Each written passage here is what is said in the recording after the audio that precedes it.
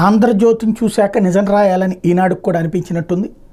వరదల్లో చంద్రబాబు గారు తిరగట్లేదని కానీ సాయం అందట్లేదని కానీ చెప్తే మూర్ఖత్వం. ఫ్రంట్ లైన్ వరకే అందింది, లోపల వాటికి అందలేదన్నదే మనం చెప్పింది. అది నేను ఆంధ్రజ్యోతి రాసింది. ఇవాళకి ఈనాడు కూడా అదే రూటు పట్టింది. ఇవాళైతే ఆ ప్రాబ్లం లేదు, ఆల్రెడీ సాల్వ్ అయిపోతుంది, అక్కడ దాకా కూడా వెళ్తుంది. వాస్తవంగా నేను ఇవాళ ఈనాడు కదిపితే కన్నీళ్లే అంటూ ఒక స్టోరీ రాసుకొచ్చింది. ఇందులో వరద ప్రభావిత ప్రాంతాల్లో రాష్ట్ర ప్రభుత్వం సహాయ చర్యలు ముమ్మరంగా చేపడుతున్నా ముంపు ప్రాంతాల వాసులకు పూర్తి స్థాయిలో కష్టాలు తీరడం లేదు. విద్యుత్ సరఫరా పునరుద్ధరణ పనులు జరగకపోవడంతో ముంపు ప్రాంతాలు కొన్ని ఇంకా చీకట్లోనే మగ్గుతున్నాయి. పలుచోట పసుకళేబరాలు బయటపడుతున్నాయి. కార్లు, ద్విచక్ర వాహనాలు, ఆటోలు 4 రోజులుగా నీళ్లలోనే నానడంతో స్టార్ట్ కావడం లేదు. అయితే దొంగల భయం కారణంగా బాధితులు సురక్ష ప్రాంతాలకు వెళ్ళడానికి నిరాకరిస్తూ అక్కడే భయంగా ఉంటున్నారు. నీళ్లలోనే దూర ప్రాంతాలకు వెళ్ళి నిత్యావసరాలను తెచ్చుకుని అక్కడే ఉంటున్నారు.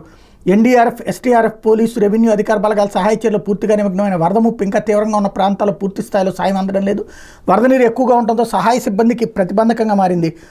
భర్త కనిపించడం లేదు. 3 రోజులుగా తిండి తెప్పలేవు. ఇంట్లో మేటలు వేసిన బురదను శుభ్రం చేసేందుకు నీళ్లు లేవు. ఇంట్లో పెద్దవారికి మందులు కూడా లేవు. ఇలా నగరంలోని వరద బాధితులను కదిపితే దీనగాథలు ఎన్నో వినిపిస్తున్నాయి. 3-4 రోజుల పాటు ఇళ్లలో నరకం చూసామని, రోడ్డు పక్కన ఉండే నివాసాలకు తప్ప లోపల వరకు సాయం అందలేదని